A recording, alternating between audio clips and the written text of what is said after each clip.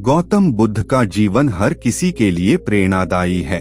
गौतम बुद्ध बौद्ध धर्म के प्रवर्तक थे। इनका जन्म 563 ईस्वी पूर्व तथा महापरिनिर्वाण 483 ईस्वी पूर्व में हुआ था। बचपन में उनको राजकुमार सिद्धार्थ के नाम से जाना जाता था। बौद्ध ग्रंथों के अनुसार गौतम बुद्ध के जन्म से 12 वर्ष पूर्व ही एक ऋषि ने भविष्यवाणी की थी कि यह बच्चा या तो एक सार्वभौमिक सम्राट या महान ऋषि बनेगा। 35 वर्ष की आयु में उन्हें ज्ञान की प्राप्ति हुई थी। वह संसार का मोह त्याग कर तपस्वी बन गए थे और परम ज्ञान की खोज में चले गए थे। आइए आज हम आपको सिद्धार्थ के महात्मा बुद्ध बनने तक के सफर के बारे में बताते हैं। जाने उनका जन्म काल को।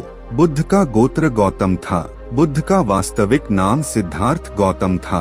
उनका जन्म शाक्य गणराज्य की राजधानी कपिलवस्तु के निकट लुम्बिनी में हुआ था। बुद्ध के जन्म के 7 दिन के भीतर ही उनकी माता का देहांत हो गया था। उनका पालन पोषण उनकी मौसी गौतमी ने किया था। शिशु का नाम सिद्धार्थ रखा गया था। शाक्य वंश के राजा शुद्धोधन सिद्धार्थ के पिता थे। सिद्धार्थ के जन्म से पूर्व हुई भविष्यवाणी से परेशान होकर उनके पिता ने उन्हें तपस्वी बनने से रोकने के लिए राजमहल की परिधि में रखा। गौतम बुद्ध राजसी विलासिता में पले बढ़े। बाहरी दुनिया से आक्रांत, नृत्य करने वाली लड़कियों द्वारा मनोरंजन, ब्राह्मणों द्वारा निर्देशन और तीरंदाजी, तलवारबाजी, कुश्ती, तैराकी और दौड़ में प्रशिक्षित किए गए थे।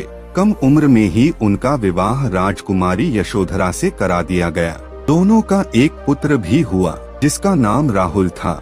सिद्धार्थ बचपन से ही अत्यंत करुण हृदय वाले थे। वह किसी का भी दुख नहीं देख सकते थे। इतने प्रयासों के बाद भी 21 वर्ष की आयु में उनकी अपने राज्य कपिलवस्तु की गलियों में उनकी दृष्टि 4 दृश्यों पर पड़ी। ये दृश्य थे एक वृद्ध विकलांग व्यक्ति, एक रोगी, एक पार्थिव शरीर और एक साधु। इन 4 दृश्यों को देखकर सिद्धार्थ समझ गए थे कि सबका जन्म होता है, सबको बुढ़ापा आता है, सबको बीमारी होती है और एक दिन सब मृत्यु को प्राप्त होते हैं। इससे व्यथित होकर उन्होंने अपना धनवान जीवन, अपनी पत्नी, पुत्र एवं राजपाट का त्याग करते हुए साधु का जीवन अपना लिया और जन्म, बुढ़ापा, दर्द, बीमारी और मृत्यु से जुड़े सवालों की खोज में निकल गए। ज्ञान की प्राप्ति।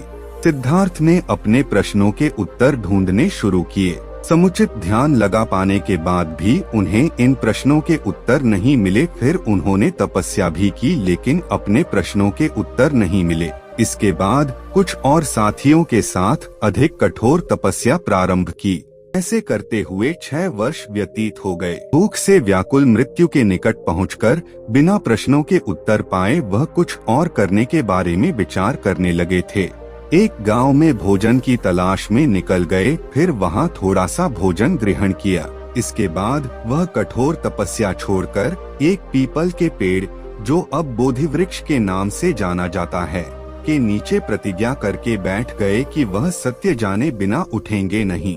वह सारी रात बैठे रहे और माना जाता है यही वह क्षण था जब सुबह के समय उन्हें पूर्ण ज्ञान की प्राप्ति हुई थी। उनकी अविद्या नष्ट हो गई और उन्हें निर्वाण यानी बोधि प्राप्त हुई और वे 35 वर्ष की आयु में बुद्ध बन गए। बुद्ध को शाक्य मुनि के रूप में भी जाना जाता है। 7 हफ्तों तक उन्होंने मुक्ति की स्वतंत्रता और शांति का आनंद लिया। प्रारंभ में तो वह अपने बोधि के बारे में दूसरों को ज्ञान नहीं देना चाहते थे। बुद्ध का मानना था कि अधिकांश लोगों को समझाना बहुत मुश्किल होगा। मान्यता है कि बुद्ध को स्वयं ब्रह्मा जी ने अपने ज्ञान को लोगों तक पहुंचने का आग्रह किया था। फिर वह इस पर सहमत हो गए। इस तरह उन्होंने अपना पहला धर्मोपदेश उत्तर प्रदेश के वाराणसी के पास सारनाथ में अपने पहले मित्रों को दिया था।